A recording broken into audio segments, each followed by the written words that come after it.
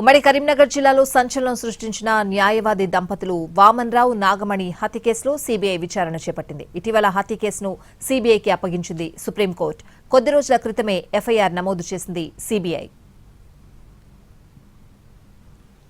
కేసులో భాగంగా పెద్దపల్లి జిల్లా మంథని మండలం గుంజపడుగు గ్రామంలో సీబీఐ తనిఖీలు చేపట్టింది. వామన్రావు ఇంటికి చేరుకుని తల్లిదండ్రుల నుంచి వివరాలు సేకరించారు. అంతకుముందు హత్య జరిగిన ప్రాంతాన్ని పరిశీలించారు. కమాన్పూర్ మండలం కల్వచర్ల దగ్గర 2021 ఫిబ్రవరి 17న హైకోర్టు న్యాయవాదులు వామన్రావు నాగమణిలను దారుణంగా హత్య చేశారు దుండగులు. ఈ కేసులో 7 నిందితులను అరెస్ట్ చేశారు. అయితే వారంతా బెయిల్పై విడుదలయ్యారు. అయితే ఈ కేసులో మంథని మాజీ ఎమ్మెల్యే పుట్ట మధు హస్తముందని సుప్రీంకోర్టుకు వెళ్లారు వామన్రావు తండ్రి కిషన్ రావు. దీంతో దీన్ని సీబీఐకి అప్పగించింది సుప్రీంకోర్టు.